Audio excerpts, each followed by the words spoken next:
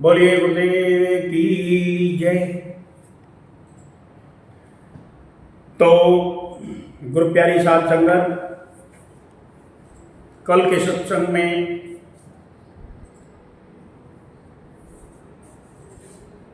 रूहानी प्रयोगशाला ये मानव शरीर परमात्मा को प्राप्त करने की लेबोरेटरी ये मानव शरीर, इस पर प्रकाश डाला गया था। तो कल बताया गया था कि भाई हमारे मानव शरीर में जब पूर्ण गुरु की दया होती है, हमारा ये सारा सिमटाव होकर हम यहाँ आते हैं लेबोरेटरी में। तो जैसे बाहर जो विद्यार्थी विज्ञान का है वो दरवाजे बंद कर लेता है, अपने इंस्ट्रूमेंट साफ कर लेता है, फिर वो आगे अपने प्रयोग करने में लग जाता है। ठीक इसी तरह हमारी इस रूहानी प्रयोगशाला में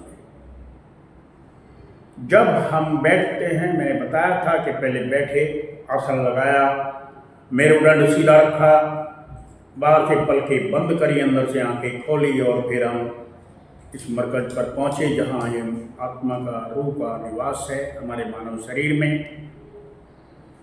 क्योंकि हम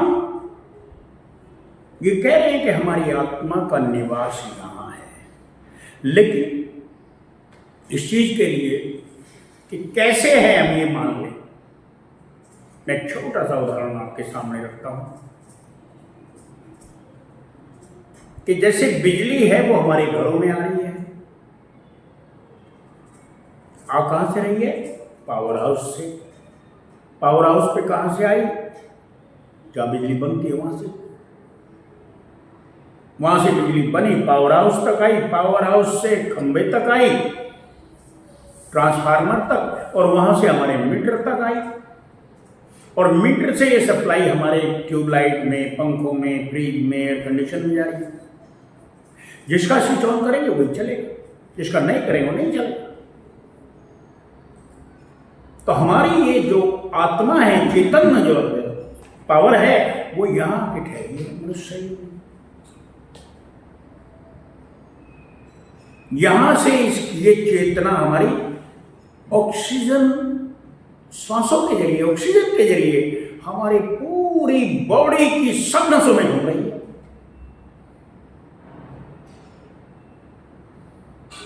पूरी तरह ये हमारे यहाँ से नीचे जितने भी हमारे मशीनरी है, जितने हमारे इंस्ट्रूमेंट है, सब एक्टिवेट है, सब चल रहे हैं।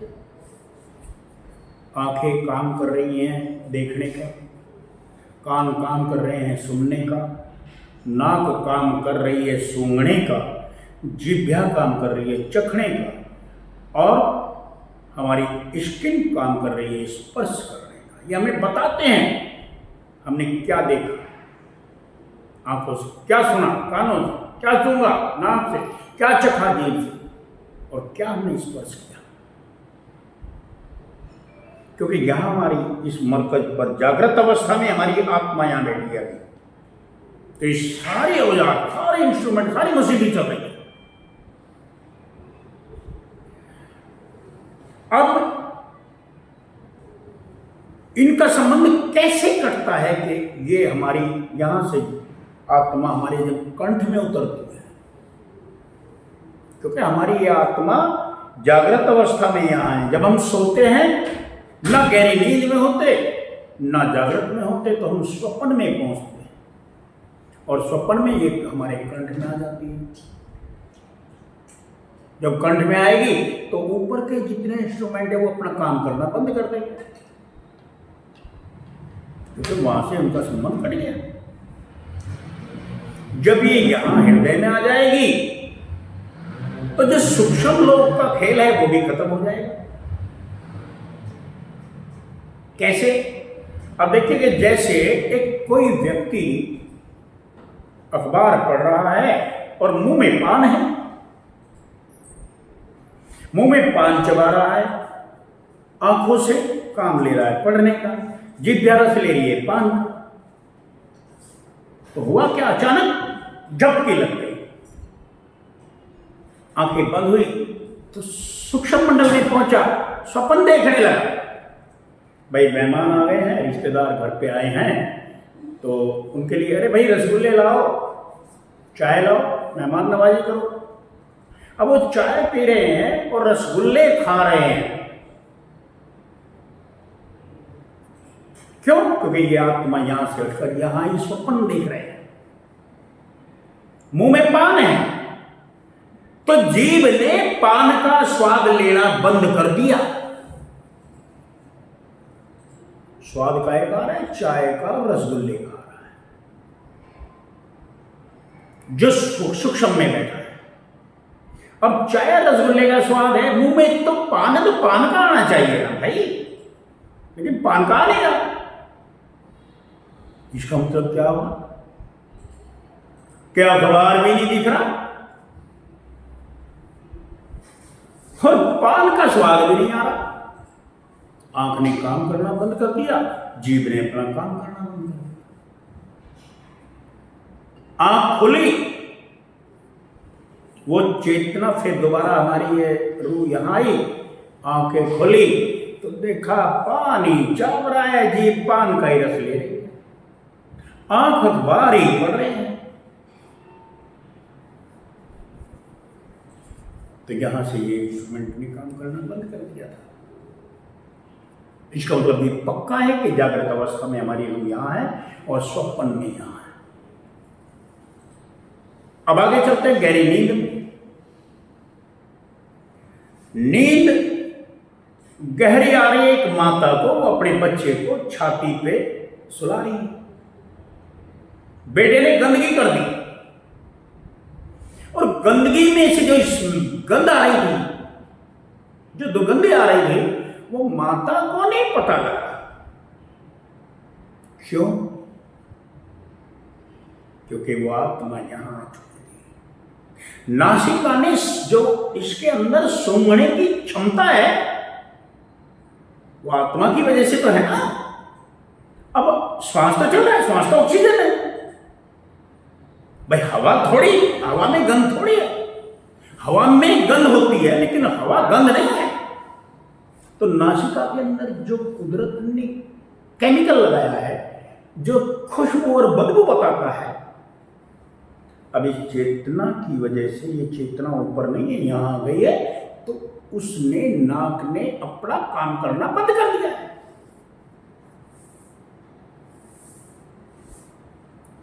तो ये जागृत, स्वप्न, सुषुप्ति। जागृत, स्वप्न, सुषुप्ति हर रोज, प्रत्येक दिन सबकी आत्मा इन तीनों अवस्थाओं से गुजरती है। गोस्वामी तुलसीदास जी रामचरितमानस में कितने सुंदर शब्दों में इसका बखान कर रहे हैं। कह रहे हैं, तीन अवस्था तजहूं, जागृत, स्वप्न, सुषुप्ति। इन तीनों अवस्थाओं को त्याग दो।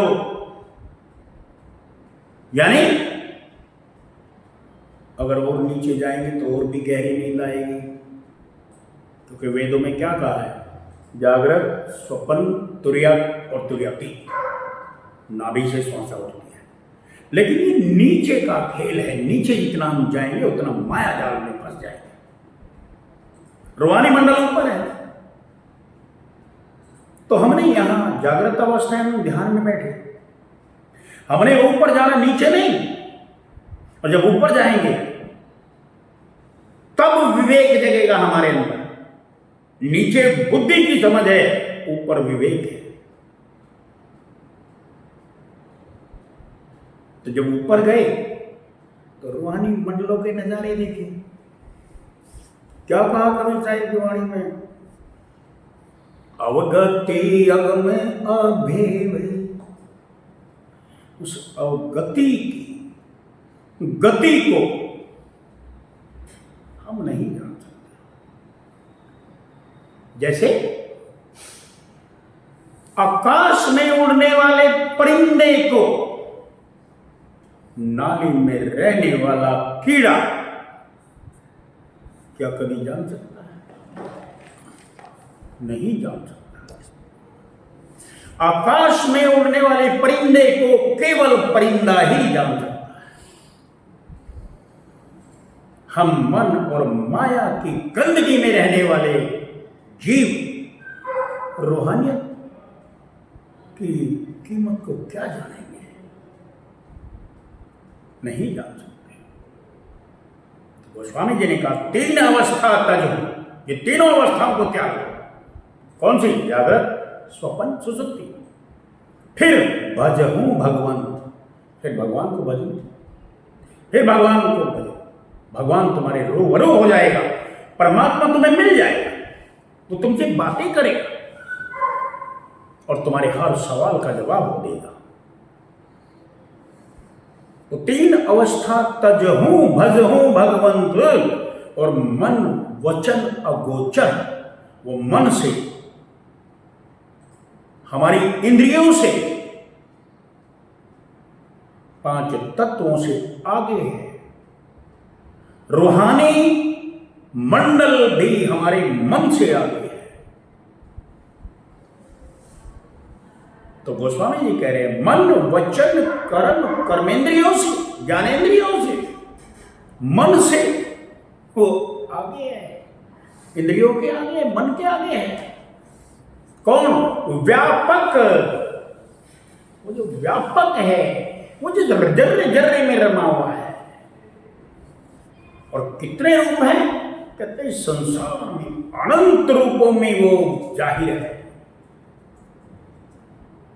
मन वचन कर्म अगोचर, व्यापक व्यापक अनंत, वो अनंत रूपों में व्याप रहा है। लेकिन मिलेगा कब? सतगुरु शरणे जाकर मिलेगा, पूर्ण गुरु की शरण में जाकर मिलेगा। और सतगुरु शरण बेहद जरूरी है। इसके पहले वो हमें कभी नहीं मिलेगा। तो आज का ये सत्संग, गुरु प्यारी साध संगत, यही समापन करते हैं। यही रूहानियत की प्रयोगशाला, रूहानी प्रयोगशाला, परमात्मा को सर्च करने की या प्राप्त करने की लेबोरेटरी शीर्षक पर कल फिर सत्संग लेंगे। तब तक के लिए